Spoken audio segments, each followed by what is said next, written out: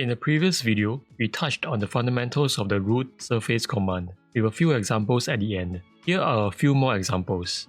So here we have a cylinder with a split face. Let's use the offset face command to create an embossed feature.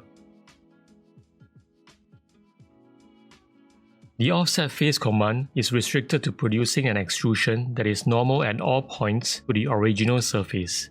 There is no way to adjust the angle of the surfaces at the sides. If I need the embossed feature to have more of a tapered look like so, we can use the root surface feature. Let's remove the offset face feature. Activate the surface tab and go to create, root. Click on the edges of the split line. For type, select normal. If we drag the arrow, you can see that this creates a surface identical to what we saw in the offset face command. In the case of the root surface command, we can introduce a taper either by rotating the wheel or by entering an angle. Let's extend the surfaces more by dragging on the handle. The idea here is to slightly overbuild the surface to facilitate further operations. Confirm the feature.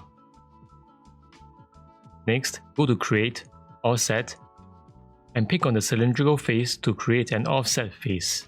Enter the required distance and click OK. Now that we have created an enclosed space, we need to find a way to make that space into a solid.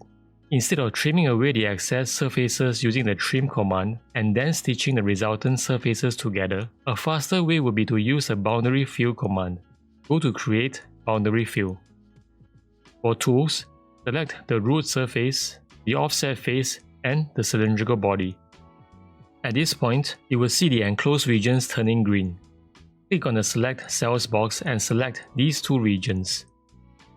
After the command, we do not need the two bodies anymore, so select the Remove Tools option.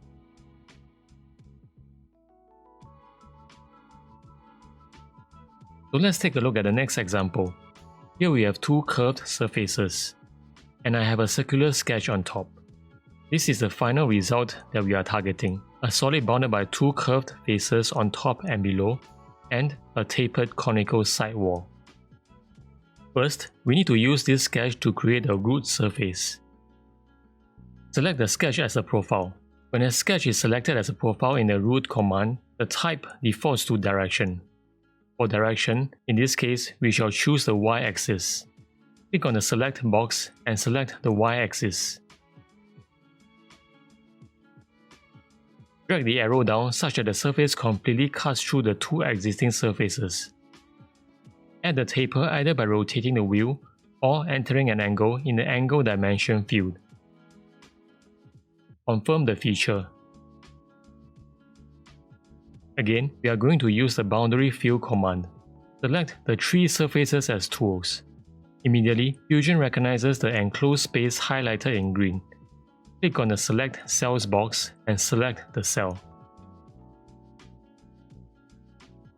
In this scenario, I need to create a lofted surface from this edge to this edge to achieve an end result like so.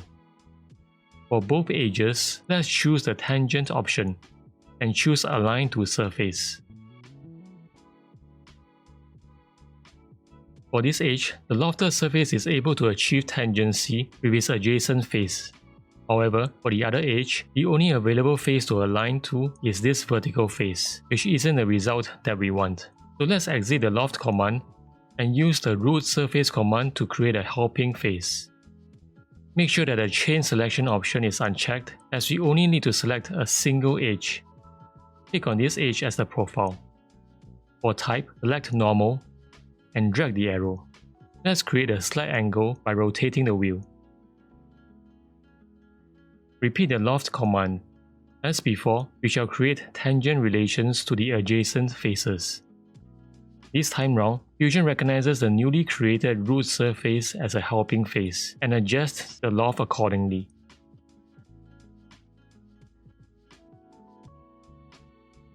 We can use the root command as a quick way of creating a flange-like feature without doing any sketching. While you are in the root command, select the outer edge as the profile. For type, select tangent. since we want the flange to be tangent to the top face of the container. Adjust the distance accordingly. Confirm the feature and go to Create, Thicken. Select the newly created root surface and adjust the thickness accordingly. For operation, select Join so that the flange merges with the existing container.